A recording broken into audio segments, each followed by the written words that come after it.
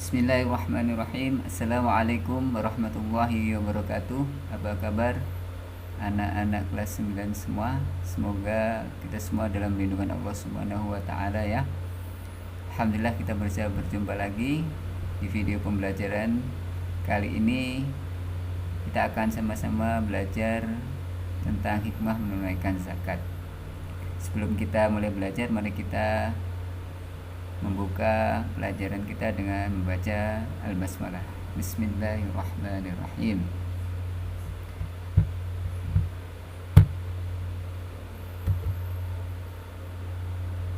Nah, apa sih hikmah kalau kita membayar zakat ya? Hikmah membayar zakat atau hikmah kalau kita menunaikan zakat dengan ikhlas karena Allah Ta'ala adalah diantaranya satu, itu merupakan ungkapan rasa syukur atas nikmat yang diberikan Allah kepada kita. Jadi di dalam harta kita itu ada hak orang lain yang apabila kita menunaikannya berarti itu sebagai bukti ketaatan kita kepada Allah, dan ketaatan itu adalah salah satu wujud syukur kita atas nikmat yang telah Allah berikan kepada kita. Kemudian yang kedua, hikmah berzakat adalah mengurangi kesenjangan sosial antara orang kaya dan orang miskin. Jadi dengan membayar zakat, orang-orang kaya akan memberikan kebahagiaan dan meningkatkan kesejahteraan orang-orang yang miskin, sehingga orang-orang kaya dan orang-orang yang miskin itu tidak jauh berbeda, dan akhirnya mereka akan merasa sejahtera. Kemudian yang ketiga adalah menyucikan diri dari dosa dan memurnikan jiwa atau tazkiyatun nafs. Karena menunaikan zakat itu termasuk kewajiban yang berat bagi orang-orang yang hartanya banyak. Semakin banyak harta berarti semakin banyak zakatnya, dan itu membutuhkan kemurnian jiwa untuk berani mengeluarkan zakat. Dan yang selanjutnya, yang keempat, membayar zakat akan menumbuhkan sifat dermawan dan mengikis sifat kikir. Dan yang kelima, zakat merupakan alat pembersih harta dan penjagaan dari ketamakan orang yang jahat. Sedangkan yang keenam adalah dengan berzakat berarti kita menolong, membantu, dan membina kaum du'afa atau orang yang lemah secara ekonomi maupun mustahik lainnya ke arah kehidupan yang lebih sejahtera. Dan yang ketujuh, mewujudkan tatanan masyarakat yang sejahtera, rukun, dan damai. Jika orang-orang kayanya selalu membayar zakat dan disalurkan kepada para mustahik dengan adil, insya Allah masyarakat akan menjadi sejahtera, kehidupannya pun rukun dan damai. Itu tadi hikmah membayar zakat. Nah, nanti kalian akan mendapatkan tugas lembar penilaian sikap ya. Kalian bisa lihat ada 5 poin yang harus kalian sikapi ya. Mungkin akan sangat setuju, mungkin setuju atau kurang setuju. Yang pertama, setiap tahun saya menunaikan zakat fitrah melalui panitia zakat. Yang kedua, saya berzakat fitrah dengan 2,5 kg beras. Yang ketiga, saya turut berempati dengan fakir miskin dan anak yatim.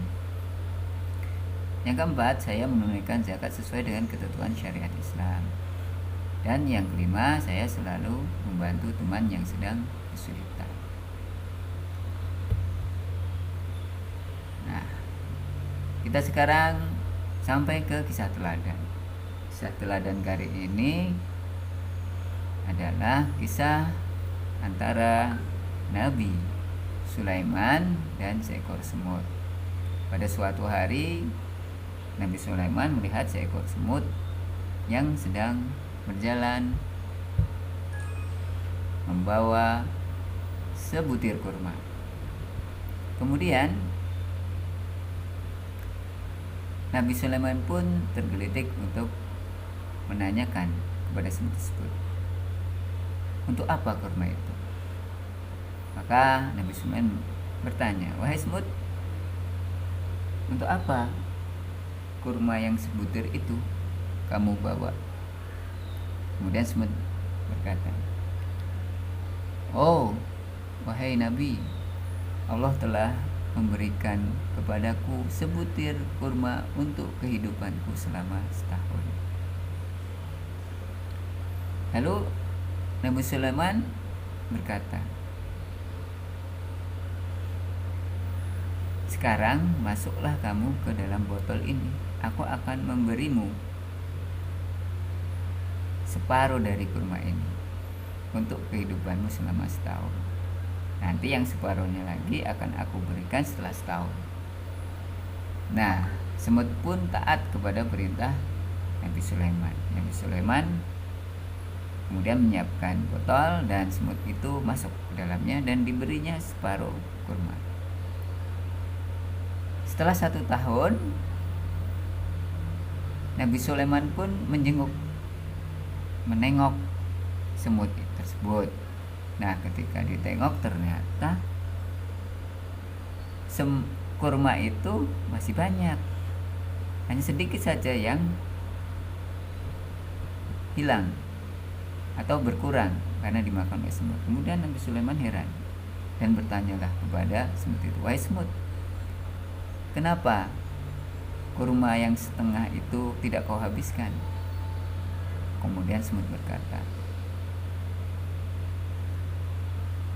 wahai Nabi Sulaiman, sesungguhnya aku khawatir engkau akan melupakan aku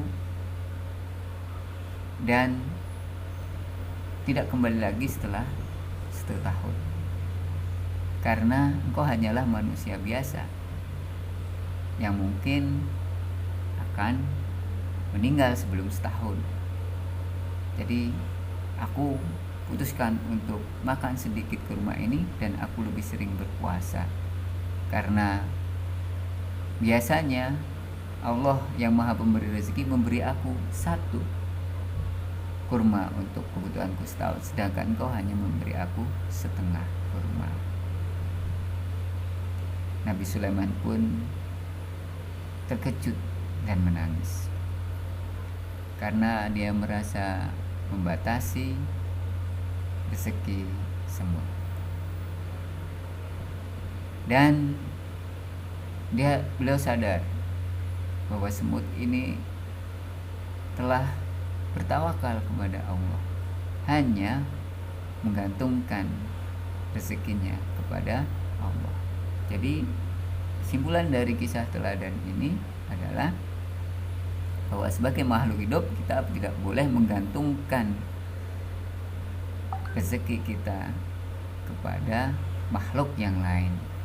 Kita hanya boleh menggantungkan harapan kepada Allah Subhanahu wa ta'ala, Sang Pemberi rezeki, yang Maha Memberi rezeki. Baik, demikian tadi video pembelajaran untuk kali ini saya ucapkan terima kasih. Assalamualaikum warahmatullahi wabarakatuh.